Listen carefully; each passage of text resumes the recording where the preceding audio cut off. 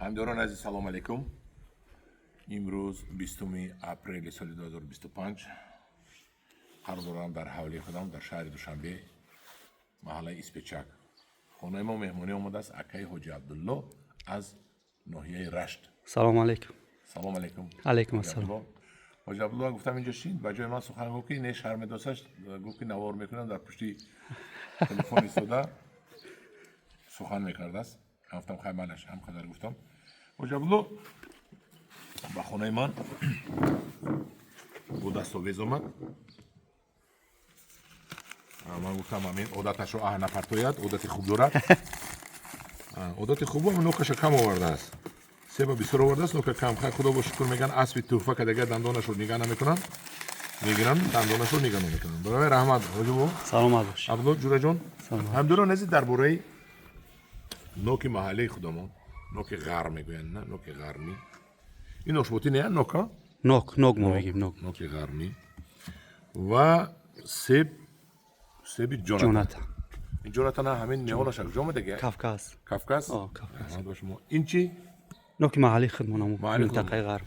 همدارون عزیز من این رو توقع نکرده خوردم باور کنید.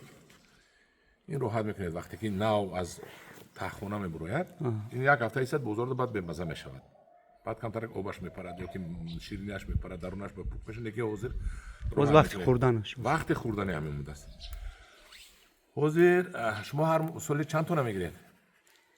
نوک این وابسته که سال میآید مثلا 6 تن تا 10 تن 8 تن. این زمان چند پول میفروشه؟ 25 تومان. 25 تومان یک لخت. یک لخت 25 تومان. شما من در چی نگاه در کجا نگاه می‌دارید؟ در پدوال خونمون است. تک خونه میگم تک خونه سالقینه است. یگون نمیپوسد. نه دیگه شو جدا میکنید نمیپوسد نگاهش میکنیم نه. سیب هم خیلی در پدوال می؟ پدوال. اکون غرب سالقین است. رشت سالقین که است. سردخونه هم در کور نیست. همین نوک در چی پیوند کرده میشود نوک شما؟ این درختای جنگلی میگیم ما. نوک جنگلی دوام میگیریم. میگیریم ایترامو میشنونیم بعد پیوند میکنیم. یک سال میگذره دو پیوندش پیوند. بعدی پیوند چند سال پس میبندد؟ 10 سال بولو 10 سال بعد. تو 10 سال نمیبندد. کلونش میبندد مثل کمتر ده مثل یک کاروکا نیم کاروکا. کدام سال یک کاروکا میبندد؟ 5-6 سال بولو. خیلی. 5-6 سال بولو. همدارون عزیز همین این من نوک خیتوی رو خوردگر این نوک رو خوردگر نوک خیتوی در پیش این نامعقول کرده است. این چنان آبدار شیرین است و این نوک خیتوی سفید است آبدار است آبش میریزد و همین آب خالی یک استکان آب رو خورد یک پیاله آب رو خورد نوشید همون سیب برابر همون نوک برابر. این نوکای خودمون این گلی نوک از بهترینش همین. البته نوکایی که من میبرم دیویجی تعریف میکنم به همین میبروین به این باور کنید به شیرینی میبروید. این نوک ما هم بهترین نوک محلی ما بهترین. سیب رول نخوردم سیب روز در پیش پوسکده میخوریم بریده میخورم میزنم. انا این رو در تک پیوندی حاضر زمان کردن در کور که در 2 سال در بهره داره در 3 سال الکش مورد 10-15 کیلو برتیاد. در 5 سال اگر شما در الکش 15-20 کیلو تیاد شما در هر یک متر شنانید. تک پیوند با 29 و دیگر پیوندهای حاضر زمان که برآمده است برای سلکسیون و دیگر راه در همون تک شما میبرید؟ مخدو خواهی این سال میبریم. حتما خریداری میکنیم. من شما تک پیوندش رو بیارم در همین در هر یک متر اگر شما شنونید بعد از 2 سال این رو حاصلش رو گیرید اگر این بهترین است. همین مزه است همین کیفیت است. نگاه بینش آسان است. همون که زود دبر میدروید. در 2 سال در بهره میدروید. در 2 سال در بهره میدروید. شما پیوند کنید امسال سال دیگه با شما نوک میتیاد. همدارون عزیز من دیدید این نوکای خودمون چقدر بهترین هستن. من این سیب های خودمون سیب جوناتان بوده سینه بینید. بسم الله الرحمن الرحیم. اکنون پوست کنم اگر وقت بسیار میرود دوباره کنم. من همینه. جوناتان این سیبی کافکاس بوده است. بسم الله الرحمن الرحیم.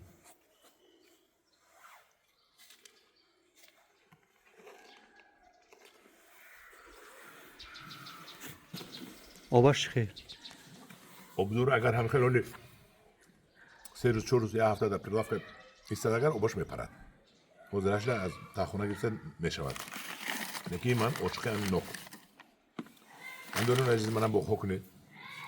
بینید پول نمیگیم 25 سومون حاضر نگاه داره همین تاجیکستان خودمون همین رو میخوریم خریده استعمال میکنیم همین نمیرسد به اهالی نمیرسد این مردک 25 سومون میفروشد 10 تونه گرید اگر این چند پول میشود 250,000 سومونی میشود 10 تونه گرید اگر سیب رو باشد 10 سومونی گفته نه سوپر دستودید هم دوران از خمر سیبش ارزان تر بوده است لیکن نوک رو ببینید راحت کنید این نوک رو میبینید یلا خاص میکنید رویتون رو آینه باره میبینید این نوک رو ببینید من از خوردم بهترین نوک است باید دیگه گزم می داشتم نکنید نه داشتم نکنید یک نگزم اگر این نوک هم خیلی میگزی میخری خیلی گزم میخوری هم خیلی راحتش دعوایه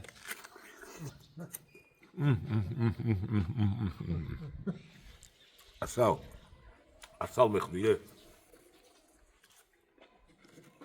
الحمدلله عزیز در پناه خدا باشید بغداری کنید همه چی پولش سودا است همه چی پولش سودا است پروا نکنید در من این قسمت گرمی حاضر حسور من طرف شو سبور را بریده پرتزن برای که نتونستن چون که سیبی به همون رایون مناسب به همون جای گرمی مناسب نشوندن این سیبو در این جای نمیشه در جای گرمی در جای گرمی پینکلید میشود پینکلید رو برای گرمی مطابق اختراع کردگی اصلا ما تو دکبر در همین حسور در 5 باغ هست که باغی اینتنسیوی در 5 باغ هست که اگه فرقت است هر سال 15 سوم من همون دکبر میچیند و 10-15 سوم میفروشد انا هم دوران عزیز با موقع و جایگیر شویتون نگاه کرده با خواب بود کنید با خوی فایدناک آباد کنید وطن رو همه کس ما باید آباد کنیم در پناه خدا باشید خدا نگهبان شما هر یک شما باشد ما در خدمت شما میباشم اکه عبدالله رحمت برای توفای آوردگیتون دست شما در نبیند ما وعده کردیم که ماه اوگوست اکه عبدالله ما رو دعوت میکند و ما میریم میبینیم همین سبا رو همش رو غرب نوک سیب ماه اوگوست پختگی نیست سالی بگمونم هر حال میریم تماشا میبینیم در پناه خدا باشید در امان خدا شما